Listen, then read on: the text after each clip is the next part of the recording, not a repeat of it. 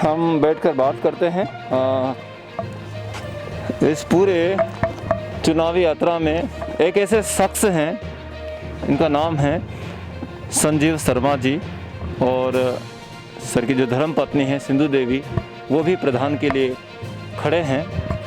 और ऐसे पहले शख्स मैंने देखा इस पूरी पंचायत में। हम घूम घूम कर लोगों से बात करते हैं, बार बार कहीं ना कहीं इनसे मुलाकात होती है और उनके सपने बहुत सारे हैं मोहनपुर पंचायत के लिए। क्या हैं सपने, कई बार हमने थोड़ा थोड़ा डिस्कस भी किया है। आज भी हम कुछ और बातों के विषय में बात करेंगे। सबसे पहले सर हम बात करें वार्ड क्रमांक 17 की। क्या विकास हुआ आपके हिसाब से यहाँ? विकास यहाँ के जनता से आपने पूछे होंगे तो बताया होगा जनता क्या विकास हुआ नहीं हुआ। तो जनता बहुत तरस रहे हैं उसके लिए। उनको विकास चाहिए, उनको अच्छे सड़कें चाहिए, गली चाहिए, नली चाहिए, पानी का सुविधा चाहिए। अभी हैंड पंप देखिए तो कितने दूरी पे एक पंप है, कितने लोग दूरी दूरी से आके पानी का सुविधा लेते हैं। मैं चाहता हूँ कि गरीब आदमी को सुविधा देने के लिए गरीब ही अगर प्रतिनिधि चुन के आता है तभी उनका भलाई करेगा। और मैं इन लोगों से भी निवेदन करता हूँ कि आप लोग एक बार कहीं बोले बकावे में मत आइए और सही प्रतिनिधि को चुनिए, तभी आप लोग को सही रास्ता मिलेगा, सही सुविधा मिलेगा, है ना? बिल्कुल जी। अच्छा, चलिए जैसे अभी बताया यहाँ पर आप तो चुनाव के लिए खड़े ही हैं, है ना? और जैसे जनता है अगर आपको चुन लेती है, आप प्रधान का चुनाव जीतते हैं, इनके सभी के भरोसे ये लोग चाहते हैं हो जाएंगे, ये जीत जाएगा। अच्छा, आप खुश हो जाएंगे और ये जीत जाएंगे, तो मतलब आपको विश्वास है कि आप लोगों का साथ इनका मिलेगा, है ना? Very good. चलो, जैसे भाई साहब बता रहे हैं कि उनका साथ आपके साथ में है, ये लोग आपके साथ में हैं और चुनाव जीत जाते हैं। तो पानी की व्यवस्था जो किल्लत है यहाँ पर, इस पानी की किल्लत को किस प्रकार से आप दूर करेंगे? पानी की किल्लत क्या, उनके लिए जगह जगह पे जैसे स्टेट बोरिंग कराया, सुबह अगर वहाँ पे नहीं सक्सेसफुल दूसरे जगह कराएंगे। ये ग्राम जो सरकार है, हमारे मुखिया, उनका जिम्मेदार होता है, जिम्मेदारी होता है, वो करना चाहिए, कराना चाहिए। और मैं चाहता हूँ जब तक गरीब का पास अगर दुख सुख नहीं सुने तो उनका मतलब समस्या हल नहीं होगा। मैं चाहता हूँ कि इस बार फिर से अभी जो चुनाव है, 2 दिन का माहौल है आज और कल का, इसमें लोग विचार करें। जनता जनार्दन है, जो हमारी माताएं बहनें हैं जो भी है उनसे विचार करें। और इसके हमारे टोटल मोहनपुर पंचायत में टोटल मुखिया में 19 प्रतिनिधि आज उम्मीदवार में खड़ी है मैदान में। तो उसमें से चुने की गार्जियन अगर हम बनाए मुखिया कि हमारे पंचायत का अगर 15,000 जनसंख्या का प्लस मालिक है, तो ऐसे लोगों को बनाए कि जो 5 साल की हमारे गरीबी स्तर पर हमारे विकास का गंगा बहे। और नहीं तो अगर हम कोई बोले बकावे में, ऐसे शख्स यहाँ उम्मीदवार है जो कि दारू मुर्गा पैसे पर वोट खरीदने के लिए और ये 5 साल जो गरीब को तरसाने के लिए वो खड़ी रहेंगे। मुझे नहीं लगता कि जो आदमी दारू मुर्गा करके और पैसा दे करके चुनाव अगर जीत जाएगा तो आगे वो कुछ करेगा।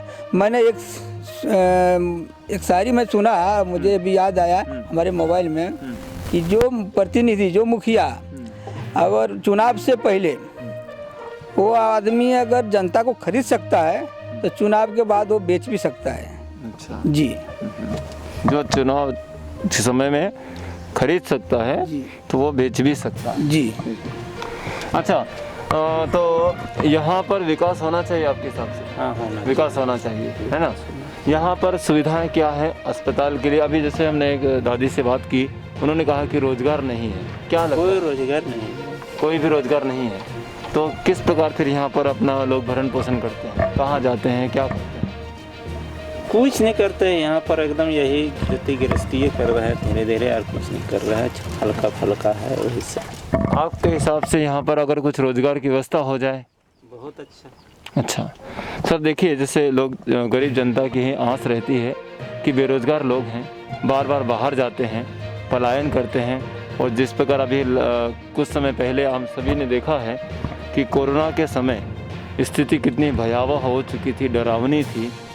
लोगों को हज़ारों किलोमीटर, सैकड़ों किलोमीटर पैदल चलकर अपने परिवार, अपने बच्चों के साथ अपनी जगहें जहाँ वो काम करते थे छोड़ कर पैदल घर आना पड़ा। कितनी दुख और तकलीफ़ थी उनको। क्यों? क्योंकि यहाँ पर रोज़गार नहीं था। सर यहाँ पर रोज़गार नहीं है, तो किस प्रकार की योजनाएं अगर आप बनाएंगे, लोग आप पर विश्वास करते हैं, और क्या योजनाएं रहेगी यहाँ के जवानों के लिए, यूथ के लिए, रोज़गार के लिए? रोजगार, अगर हमारे प्रतिनिधि जो हमारी पत्नी है श्रीमती सिंधु देवी जी अगर जीत के आते हैं तो सबसे पहला हमारा रहेगा जो फ्लाइन रोकने का, जो लोग बाहर जाते हैं कमाने के लिए, और रोजगार तो गंगा तो बहेगा ही, वो तो उसमें कोई दो नीति नहीं है। और जब तक वो रोजगार के लिए अगर नहीं होता है तो फिर लोग तो तरसते रह जाएंगे, परेशान होते जाएंगे, क्योंकि ये एक समझिए एक अपना जंगली राज है बिहार का, और यहाँ पे लोग देखभाल नहीं करते हैं। ज़्यादातर का मुखिया अगर चुने जाते हैं तो अपना केवल जेब भरने के लिए। अब मुझे नहीं लग रहा कि गरीबी तक पहुँचता है, अगर पहुँचा भी होगा तो ऐसे लोगों पे पहुँचा होगा जो कि उनकी सामना कर सकता है, जो उनसे दमंग होगा, और गरीबी तो नहीं पहुँचा, मुझे पूर्ण विश्वास है। मैं बार बार इनसे निवेदन करना चाहूँगा कि मुझे जहाँ तक मैं प्रचार प्रसार में गया, मुझे छोटे लोग जो हरिजन है, जो आदिवासी है, जो मजदूर है, जो दलित है, जो गरीब गुरबा है, उन्होंने इतना अच्छा मुझे रिस्पेक्ट दिया।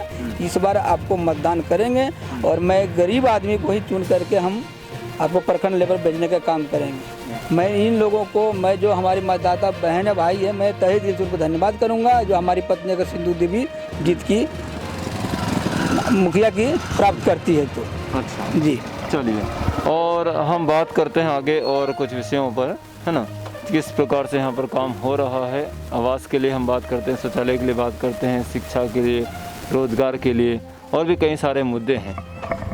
लेकिन उनके साथ हम बात करते हैं यहाँ पर जो सड़कों की बात करें तो व्यवस्थाएं नहीं है। पीने के पानी की, जैसे आपने अभी बताया, वो व्यवस्थाएं बहुत कम हैं, है ना। और हम बात करें रोजगार की, तो आज यहाँ पर जो बिहार में सरकार है, नीतीश सरकार, किस प्रकार का कार्यकाल रहा उनका पिछले 5 साल, 10 साल का, 15 साल का, जो क्या राज रहा है, किस प्रकार? नीतीश कुमार सुशासन बाबू में कार्यकाल एकदम नंबर फिट एक नंबर रहा। अच्छा। लेकिन जो बिचौलिया बीच में जो यहाँ का ग्रामीण सरकार बनता है, जैसे मुखिया बोलते हैं, यहाँ तक आता है, यहाँ आने के बाद वो अपना जेब भरने का काम करते हैं, वो देता नहीं है। नीतीश कुमार का 1 रुपया गलती नहीं है। अगर हमारे नीतीश कुमार अगर नहीं होता तो मुझे लगता है कि मिनी पाकिस्तान तो बिहार कहलाता नंबर 1 में। जी, तो अगर नीतीश कुमार की सरकार नहीं होती तो ये एक मिनी पाकिस्तान बन जाता। जी अच्छा, इसके पहले लालू जी की सरकारें थी, है ना, लालू यादव की सरकार थी, तो क्या फ़र्क आपको नज़र आता है लालू सरकार और नीतीश सरकार में? क्या था पहले राज? लालू सरकार में नीतीश सरकार फर्क ये है कि हम लोग आधी रात के भी, अगर अंधेरे रात में अगर हम लोग अकेले जाते तो डर भय नहीं रहता। वो टाइम में इतने गुंडागर्दी, जगह जगह पे बदमाश, जगह जगह पे चोर, जगह जगह पे छीन छोर, लूटपाट, गुंडागर्दी ज़्यादा करके होता था। और आज अगर गुंडागर्दी कोई किया तो उनको तुरंत, अगर ऐसे लोग यहाँ पे हैं करने वाले, तो उनको यहाँ शिक्षा की पहले कमजोरी था, आज शिक्षा भी है, शिक्षा के आधार पे लोग नहीं करते हैं, जो करते हैं तो उनको कार्रवाई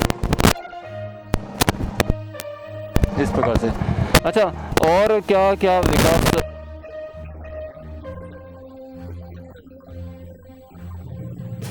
विकास हुआ है इनका? विकास तो मुख्यमंत्री आदरणीय नीतीश कुमार जी ने जो विकास का गंगा बहा है बिहार में, वो विकास का अगर सर्वा अगर जिम्मेदार है तो हमारे मुखिया जी हैं, क्योंकि उनका कहना है कि हर मतलब गांव में नल जल योजना का सुविधा है, सड़कें की सुविधा है, अस्पताल का सुविधा है। जो अपना बच्चे का, उनका पहले हमारे यहाँ बच्चे नहीं पढ़ पाते थे, लेडीज मतलब बच्चियाँ, तो उनका पीछे टाइम में उन्होंने 15 साल से जब से बने मुख्यमंत्री, उन्होंने साइकिल की व्यवस्था करवाई कि हमारे बच्चियाँ अगर नहीं जा पा रहे हैं, दूरी है स्कूल, तो कम से कम साइकिल से यात्रा करके जा सकते हैं। ऐसे हमारे जो टोला है यहाँ का, मोहनपुर पंचायत का, इनका नाम है बानी कुसुम। यहाँ से हम देखें कितने हमारे यहाँ लड़कियाँ, कितने हमारी बेटियाँ यहाँ से दिघी स्कूल जाते थे पढ़ने के लिए, जिनारा स्कूल जाते थे पढ़ने के लिए। और मैं चाहता हूँ कि कम से कम अगर जो यहाँ सरकार बने तो जो आज जिनारा जाते हैं, जो दिघी जाते हैं, हमारा कम से कम मोहनपुर पंचायत के अंदर में स्कूल ऐसा मिडिल और कॉलेज होना चाहिए। ये सरकार से मांग करेंगे अगर हमारे प्रतिनिधि चुन के आते हैं तो। जी ठीक है। महिलाओं की सुरक्षा की बात हम करें, महिलाओं की सुरक्षा होनी चाहिए? जी बिल्कुल, महिला को सुरक्षा एकदम बिल्कुल चाहिए। लेकिन बात करें अगर हम जैसे कि तो अपना शौचालय की, तो यहाँ पर घर घर में शौचालय अभी तक नहीं बन पाया है, नहीं बन पाया है। ये कहीं समस्या है, बहुत बड़ी समस्या है, समस्या है ये बहुत बड़ी समस्या। बहुत बड़ी एक समस्या है। इससे महिलाओं के लिए बहुत ही विकट परिस्थितियाँ हैं। इन विकट परिस्थिति से कैसे उभारा जाएगा? शौचालय लिए अधिकतर जैसे अभी समझे बारिश का टाइम नहीं है, बरसात का टाइम नहीं है, तो लोग इधर उधर चले जाते हैं। और ख़ास करके बरसात में जो अंधेरे पूरा घने बादल में, बारिश का टाइम में, बरसात के मौसम में लोग घर से बाहर जाते हैं शौचालय के लिए। पता नहीं कि अगर घर से बाहर निकले और रास्ते पे सांप मिल गए, कोई ऐसा खतरनाक जानवर लेकिन उनको डस लेंगे, जान की खतरा है, तो कम से कम अगर नहीं घर टू घर है या डोर टू डोर शौचालय नहीं है, कम से कम सार्वजनिक शौचालय हर मोहल्ले में, हर वार्ड के अंदर में सार्वजनिक कम से कम 5 महिलाओं के लिए, 5 पुरुषों के लिए होना अनिवार्य है। और इनका जिम्मेदार है तो सर्व मुखिया, यहाँ की जो सरकार है ग्रामीण, अगर वो नहीं कर पाते हैं तो उनसे मैं कहना चाहूँगा कि आप मुखिया के नाम से इस्तीफा दे दें और जो करने लायक हो, जो योग्य हो, कर्मठ हो, वो उनको बनने दें। उनका कोई आप डिस्टर्ब ना करें, रोकथाम ना करें, पैसे पर लोगों को बरगलाएं मत, दारू मत पिलाएं। जी, तो क्या लगता है यहाँ पर इस बार जो चुनाव हो रहे हैं, मतलब चुनाव के समय क्या दारू मुर्गा खिलाया पिलाया जाता है, क्या स्थिति होती है? हाँ, जो मुखिया पैसा कमा लिए हैं आज का टाइम में वही है उनका। वहाँ पे 5,000, वहाँ पे 2,000, वहाँ पे 3,000, कितना वोट है भाई? 500 वोट है, ये लो 50,000। तो मैं चाहता हूँ कि ऐसे लोगों भी उनके कहने पे मत आए, क्योंकि ऐसे कहने पाएंगे कितने दिन मुर्गा दारू कर सकते हैं। हमें तो नहीं लगता कि वो 5 साल खिलाएंगे जब तक चुनाव रहेगा। आज और कल का 2 दिन का टाइम है और ये 1 महीना पहले से खिलाता होगा। मैं चाहता हूँ कि यहाँ का जो जनता जनार्दन है वो उनसे मैं निवेदन करना चाहूँगा कि कृपया आप सब एकजुट होकर के अगर जो भी खाए हैं वो भूल जाइए और आने वाले समय में 24 तारीख को सुबह 7 बजे से जो अपना मतदान होगा सही प्रतिनिधि चुनने का काम करिए, तभी आपका पंचायत, आपकी गांव, आपकी मोहल्ले विकास का गंगा बहेगी और रास्ते पे चलेगा। और नहीं तो फिर आपका जो समस्या पहले था उससे और धीरे धीरे और आस्ते आस्ते बढ़ते जाएगा। आज हमारे जो बच्चे हैं, जब से हमारी सरकार अगर सही नहीं बनेगा, ग्राम को सरकार नहीं बनेगा, स्कूल में सुविधा नहीं होगा, अस्पताल का सुविधा नहीं होगा, तो हम लोग के गलती से हमारे बच्चे भी परेशान होंगे। आज हम गलती करेंगे तो हमारे बच्चे भी परेशान हो गया। इसीलिए हम अगर सही रहें, सही करेंगे तो हमारे कल दिन हमारे बच्चे, हमारे पोते, हमारे आगे की पीढ़ी ये सुविधा प्राप्त कर सकते हैं। जी, अच्छा, मुझे बताइए, जनता आप पर विश्वास करें और आपको वोट दे, तो उस आपका मुख्य मुद्दे कौन से हैं? किन मुद्दे को लेकर आप लोगों के बीच में जाते हैं? क्या मैनिफेस्टो है आपका, क्या चीज़ है? अगर हमें वोट देकर जिताते हैं तो सबसे पहले हमारा ये है कि जो यहाँ बेरोजगारी है, रोजगार दिलाने का काम करेंगे। अगर रोजगार हमारे अगर प्रखंड का स्तर पे नहीं होता है तो हम पढ़े लिखे जो युवा है यहाँ का, उनको हम डीएम तक घेराव करेंगे, जनता लेके जाएंगे यहाँ से, हम सीएम मुख्यमंत्री तक घेराव करेंगे कि हमारे बेरोजगारी को दूर करेंगे। और ज़रूर है, मेरे पूर्ण विश्वास है कि रोज़गार मुझे मिलेगा और हमें लोगों को दिलाएंगे और हमारा आस्ते आस्ते जो हमारे गांव है, जो हमारा देहाती इलाका है, जगह प्रोग्रेस पे रास्ते पे चल जाएंगे। अच्छा, यही आपका सपना है और आपने जब मैनिफेस्टो बताया है कि धीरे धीरे से आप इस मोहनपुर पंचायत को बड़े विकास की गंगा बहाते हुए आप यहाँ पर काम करेंगे। आप जैसे कि हमने सुना, पिछली बार मैंने कई बार लोगों से बातचीत भी की थी, तो स्वास्थ्य के विषय में अभी एक दादी से बात की, यहाँ पर स्वास्थ्य की कोई सुविधा नहीं है ना, उन्हें बहुत दिक्कतें होती है, तकलीफ़ें होती है, तो एम्बुलेंस की सुविधा नहीं है, छोटे अस्पताल की सुविधा नहीं है। आपके हिसाब से इस पंचायत में और किस किस प्रकार की सुविधाएं लोगों को आसानी से मिलना चाहिए? मुझे तो कम से कम जो हमारे प्रखंड का स्तर पर अस्पताल है वो तो मुझे लग रहा है कि अगर सरकार अगर अपना मुखिया सही बने तो कम से कम पंचायत के लेवल पे एक अस्पताल होना चाहिए, तभी लोगों को, गरीबों का सुविधा मिल सकेगी। क्योंकि हमारे यहाँ से अस्पताल कम से कम 5 से 7 किलोमीटर दूर है और प्राइवेट है। लोग के पास पैसे नहीं हो पाते, नहीं एम्बुलेंस की सुविधा है, नहीं गाड़ियाँ की सुविधा है। लोग जैसे तैसे अपना मोटरसाइकिल की सुविधा से या कोई प्राइवेट टेम्पो वगैरह है उसके सुविधा से लोग जाते हैं। और पता नहीं अगर दूरी के होने के कारण से लोग अपने रास्ते में दम भी तोड़ देते हैं।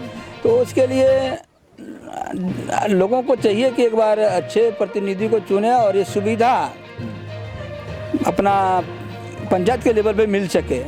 अगर नहीं मिले तो समझिए कि आस्ते आस्ते हमारी गलती से हमारे बच्चे, हमारे आगे के पीढ़ियां तकलीफों की वो घड़ी उठाएंगे। अच्छा जी, चलिए, ये सारी तमाम बातें हमने तमाम मुद्दे सुने हैं।